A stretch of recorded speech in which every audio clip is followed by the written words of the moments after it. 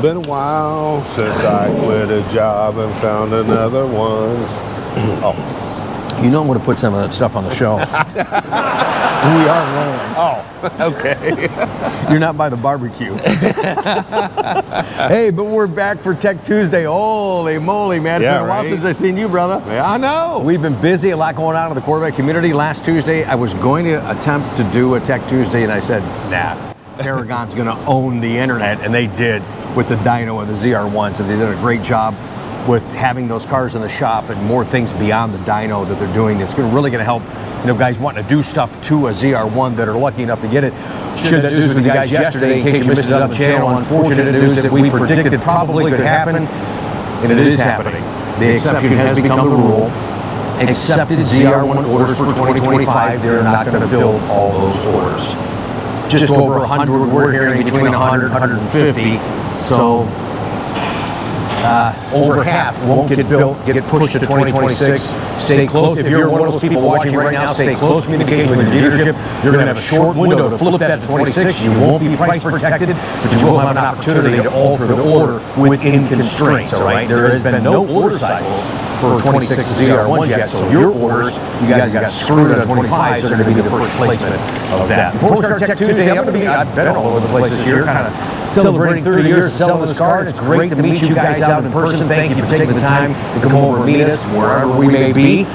Next up is going to be in Kentucky, July 13th in Louisville for the River Cities Corvette Club show. And they do a lot of great things as far as raising money for charity. More on that.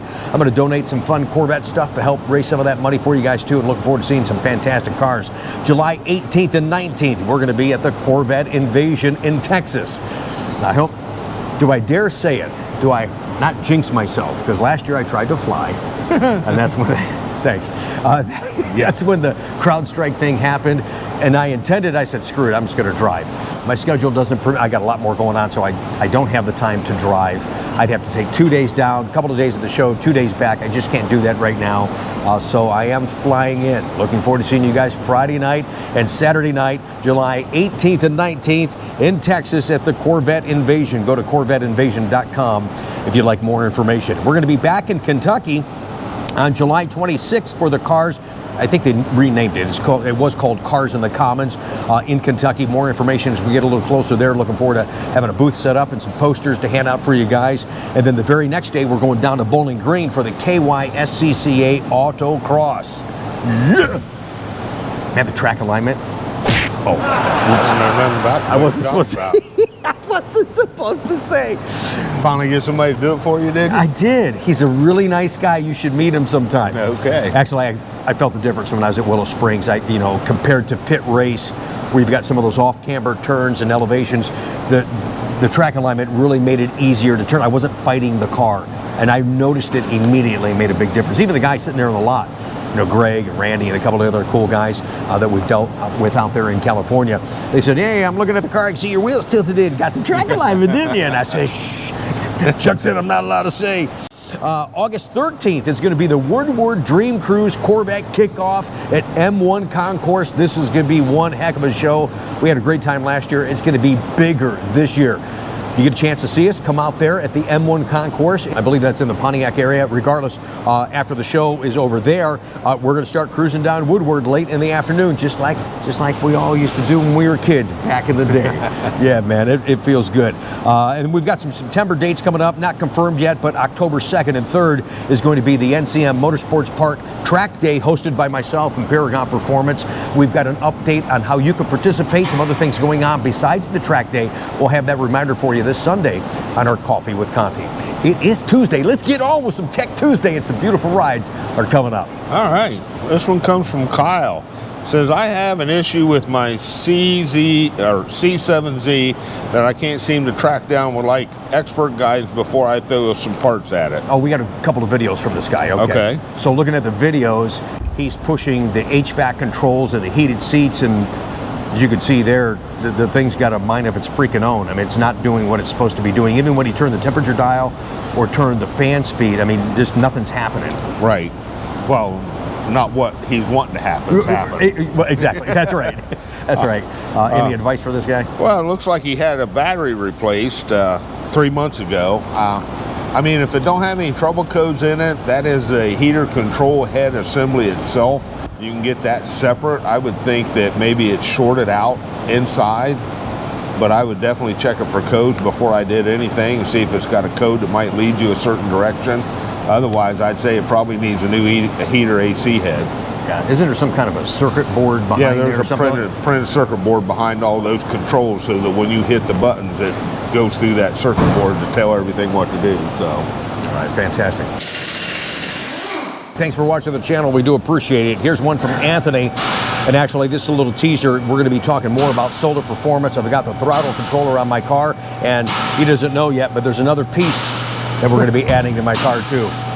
Just please don't take 2 years to put it on, okay? That's all I ask. 3?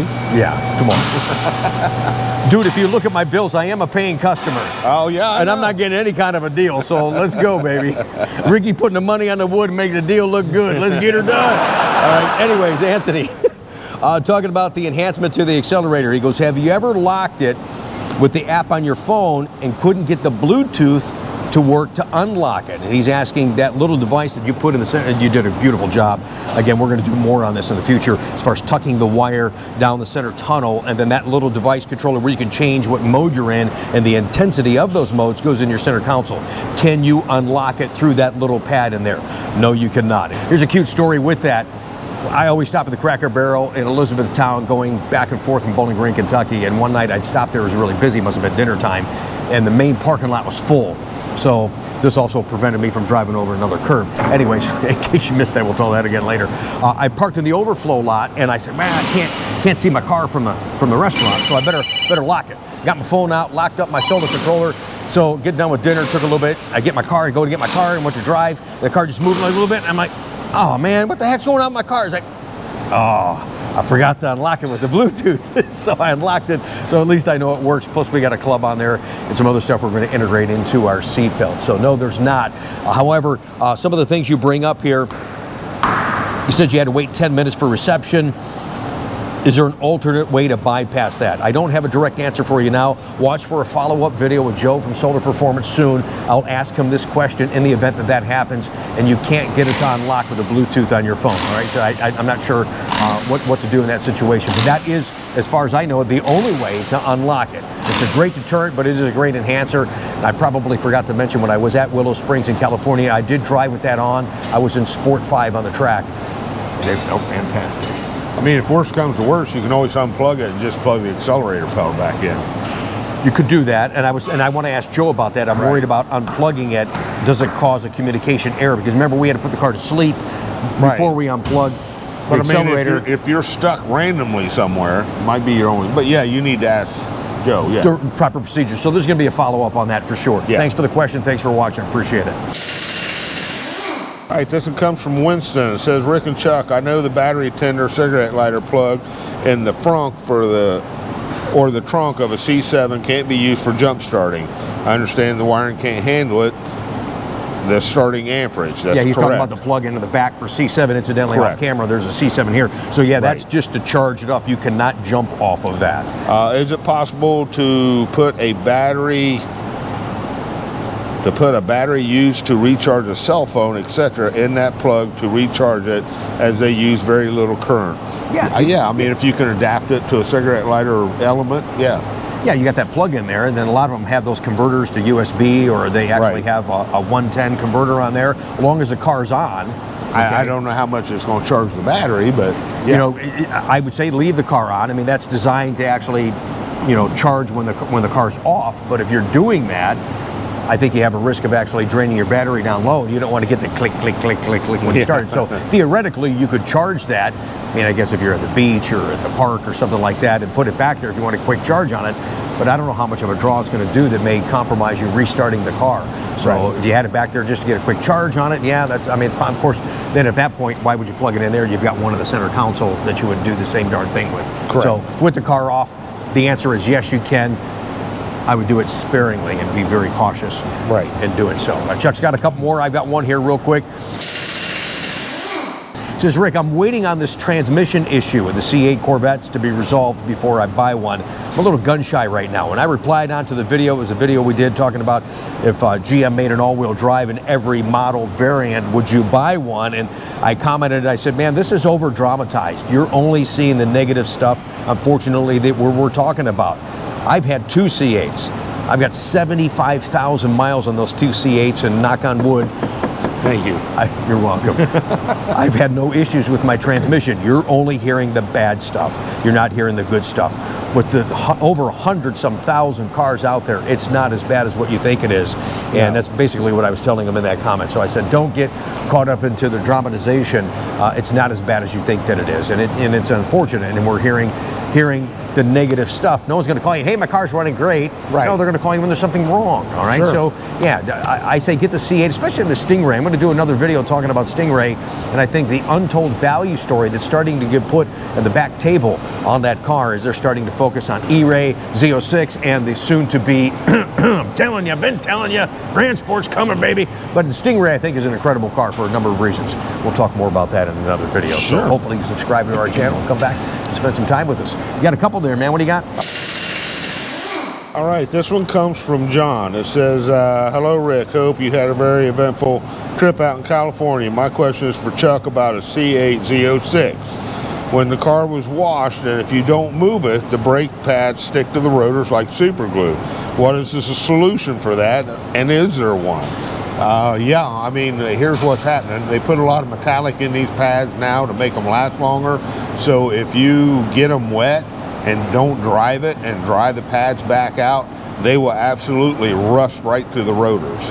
And then you run the risk of when you do move it, it won't move, and then pow, it lets go. You run the risk of chunking out or cracking the brake pad. Yeah. So, yeah, you should, after you wash it, you probably should take it for a little spin, dry the pads out and the rotors. Yeah, get some air in there and get it dried out. Yeah, because the longer it sits, heat, the more of a chance of that actually seizing up, like Chuck's talking about right now. So yeah. All right, and the second part of the question is, how many times can you change the filter on DCT transmission before it has to be topped off with transmission fluid? Well, it depends. If you pretty much top them off almost every time, yes, anyways. We top them off every time, every time.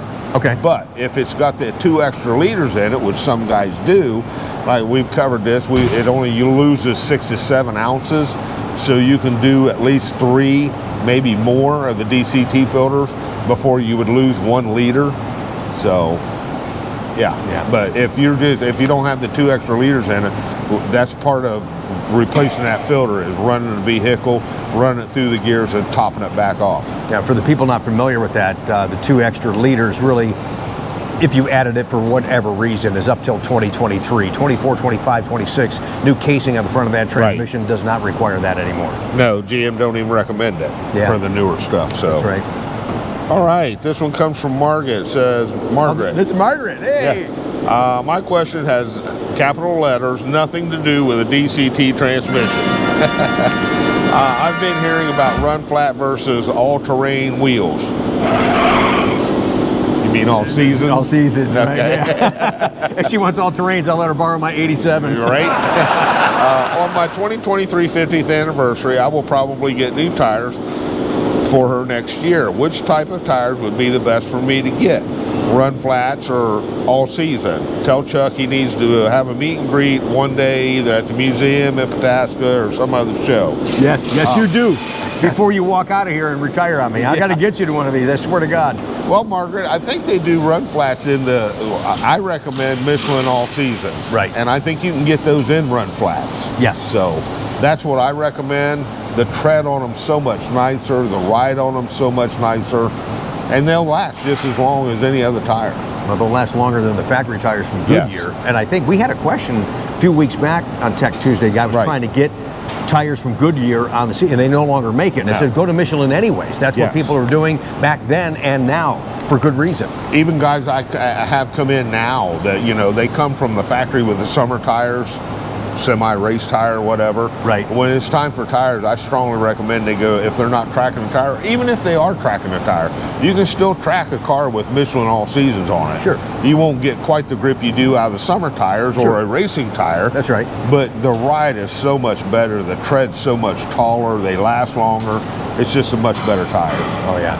You'll feel like an entirely different car. Yes, I'm a firm believer in the Michelin All Seasons. Yes. Fantastic. Thanks, Margaret. Good to hear from you. Yeah.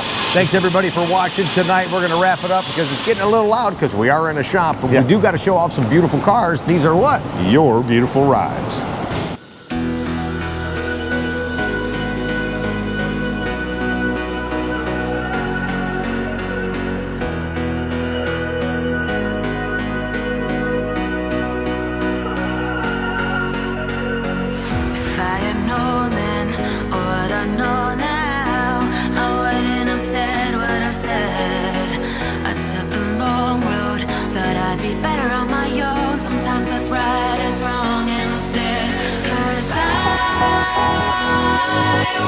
Too young, and I didn't understand that you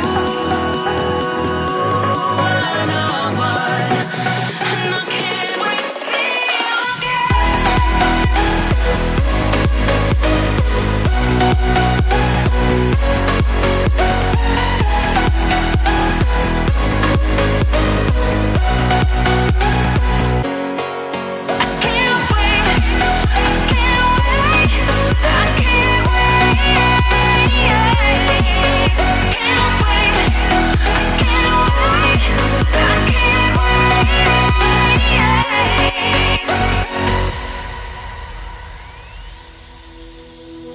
Hindsight is fleeting, oh, and your heart's bleeding, and all you can see is red, till you discover it is within each other to forgive and make amends. If I had known then, or what I know now, I wouldn't have said what I said. I took the long road, thought I'd be better on my own. Sometimes what's right is wrong instead, 'cause I was too young, and I didn't understand that you were the one, and I can't wait to see you again. Oh, I can't wait, I can't wait, I can't wait,